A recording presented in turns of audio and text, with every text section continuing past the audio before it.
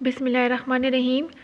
Topic हमारा है heart arterial supply. ठीक है, सबसे पहले हम लोग हार्ट को अगर हम लोग दो पार्ट्स में डिवाइड कर लेते हैं, यानी राइट कोरोनरी आर्टरी और उसकी ब्रांचेस के बारे में पढ़ेंगे, और फिर उसके बाद जो है वो लेफ़्ट कोरोनरी आर्टरीज और उसकी ब्रांचेस के बारे में पढ़ेंगे। ठीक है, तो जो हमारे पास हार्ट की ब्लड सप्लाई कुछ इस तरीके से है कि सबसे पहले इसके लिए समझना ये ज़रूरी है कि बेसिकली कि हार्ट की जितनी भी ब्लड सप्लाई है मेन जो है वो दो आर्टरीज़ है। एक हमारे पास है राइट कोरोनरी आर्टरी, ठीक है, और एक हमारे पास है लेफ़्ट कोरोनरी आर्टरी। अब ये राइट कोरोनरी आर्टरी और लेफ़्ट कोरोनरी आर्टरी कहाँ से इराइज होती हैं? ये बेसिकली इराइज होती है एओर्टिक साइनस से। ठीक है, ये मैंने हार्ट का जो है डायग्राम ड्रा किया है। बेसिकली हार्ट का डायग्राम मैंने ड्रा किया है। ये आपके पास एओर्टा है, ठीक है, ये एओर्टा है, और ये एरिया जो है ये है आपके पास एओर्टिक साइनस। ठीक है, याद रखें हार्ट की ब्लड सप्लाई दो मेन आर्टरी रिस्पॉन्सिबल है, राइट कोरोनरी आर्टरी और लेफ़्ट कोरोनरी आर्टरी। लेकिन राइट कोरोनरी आर्टरी और लेफ़्ट कोरोनरी आर्टरी जो है ये बेसिकली हार्ट के एओर्टिक साइनस से इराइज होती हैं। ठीक है, यहाँ पे डायलिटेशन एरिया होता है जिसे हम लोग कहते हैं एओर्टिक साइनस। ठीक है, एओर्टिक साइनस ये एरिया क्या है आपके पास? एओर्टिक साइनस है। ये एओर्टा हो गया, ये आपके पास एओर्टिक साइनस एरिया है। एओर्टिक साइनस के बेसिकली हमारे पास होते हैं तीन पार्ट्स। ठीक है, दो पार्ट्स पोस्टीरियर की तरफ जाते हैं और एक पार्ट जो है वो एंटीरियर की तरफ जाते हैं।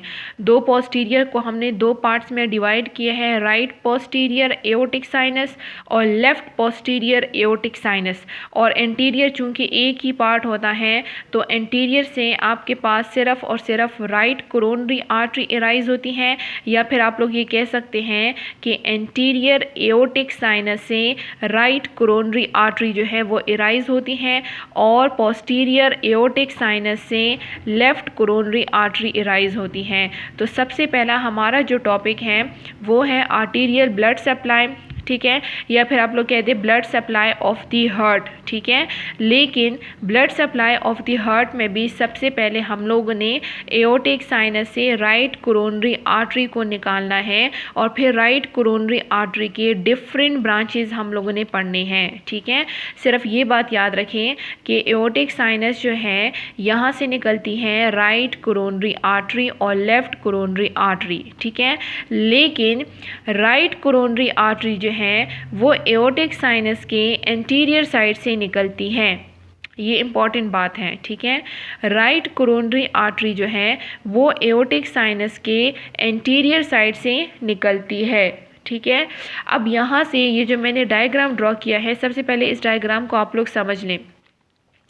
ये बेसिकली हार्ट का डायग्राम है। ठीक है, ये आपके पास राइट एट्रियम, ये राइट वेंट्रिकल, ये लेफ़्ट वेंट्रिकल और ये लेफ़्ट ऑरिकल है। ठीक है, लेफ़्ट ऑरिकल, याद रखें ये लेफ़्ट एट्रियम नहीं है, ये लेफ़्ट ऑरिकल है। दोबारा सुने, ये राइट एट्रियम, ये राइट वेंट्रिकल, ये लेफ़्ट वेंट्रिकल, ये लेफ़्ट ऑरिकल, ये आपके पास एओर्टा, ये एओर्टिक साइनस हो गया। और यहाँ पे राइट एट्रियम में SA नोड और EV नोड भी मौजूद होता है। ठीक है, अब आते हैं जो राइट कोरोनरी आर्टरी है ये बेसिकली निकलती है एओर्टिक साइनस से, यहाँ से। ठीक है, ये जो आप लोगों को रेड कलर की नज़र आ रही है ये कंप्लीट, ये आपके पास कंप्लीट है राइट कोरोनरी आर्टरी। इसी राइट कोरोनरी आर्टरी से डिफरेंट ब्रांचेस निकलती है। फर्स्ट ब्रांच जो राइट कोरोनरी आर्टरी से निकलती है, या आप लोग कह दें जो SA नोड से राइट कोरोनरी आर्टरी की तरफ जाती है, इसे हम लोग कहते हैं ब्रांच टू SA नोड, या इसके ऊपर मैंने लिखे हैं नंबर 1। ठीक है, दोबारा से सुने, SA नोड से एक ब्रांच निकलती है। ठीक है, या फिर आप ये कह दें कि राइट कोरोनरी आर्टरी से एक ब्रांच निकलती है SA नोड की तरफ, जिसे हमने नाम दिया ब्रांच टू SA नोड। याद रखें राइट कोरोनरी आर्टरी से फर्स्ट ब्रांच निकलती है SA नोड की तरफ, जिन्होंने हमें नाम दिया है ब्रांच टू SA नोड। ठीक है, नंबर 1। उसके बाद राइट कोरोनरी आर्टरी जो है वो कंटिन्यू होती है, और राइट कोरोनरी आर्टरी से एक और साइड से एक ब्रांच निकलती है राइट वेंट्रिकल में, इसे हम लोग कहते हैं right conus artery number 2 branch. ठीक है, फर्स्ट ब्रांच एसए नोड की तरफ जाती है जिसे हम लोगों ने कहा branch to SA node. Second branch निकलती है जिसे हम लोग कहते हैं राइट कोनस आर्टरी। ठीक है, फिर उसके बाद ये राइट कोरोनरी आर्टरी जो है आगे जाके मज़ीद कंटिन्यू होती है और जब ये पोस्टीरियर साइड से जाती हैं, यानी जब ये एंटीरियर से पोस्टीरियर साइड की तरफ जाती है तो यहाँ पे एक और ब्रांच निकलती है, राइज होती हैं, जिसे हम लोग कहते हैं right marginal artery number 3 branch. ठीक है, राइट मार्जिनल आर्टरी, और राइट मार्जिनल आर्टरी को हम लोग एक्यूट मार्जिनल आर्टरी भी कहते हैं।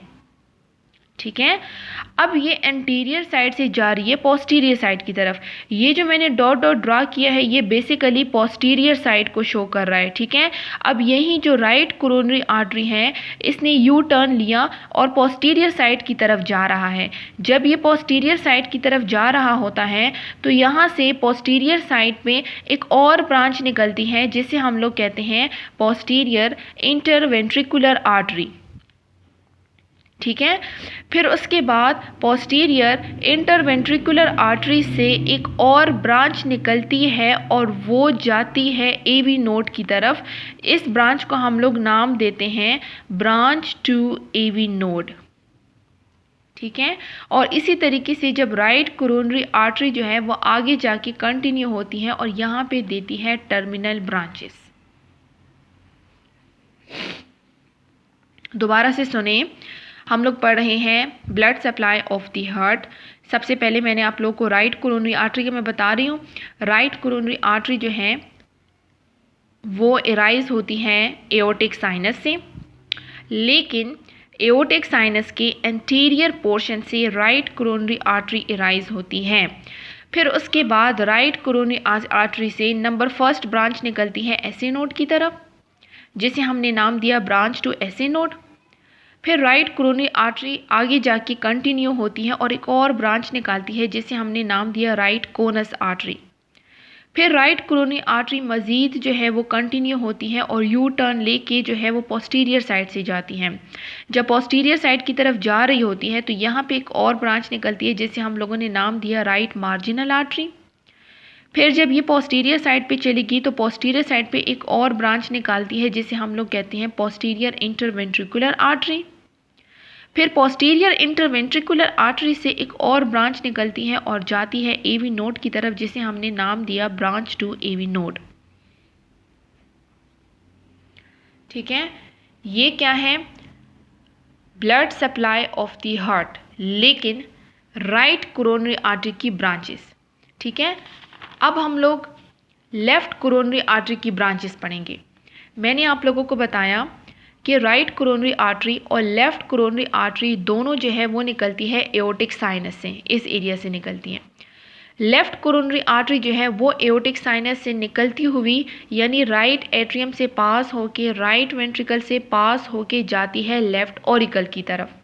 ठीक है, जब ये हमारे पास लेफ्ट ऑरिकल की तरफ जाती है तो यहाँ पे साइड पे एक ब्रांच निकलती है जिसे हम लोग कहते हैं लेफ्ट कोनस आर्टरी।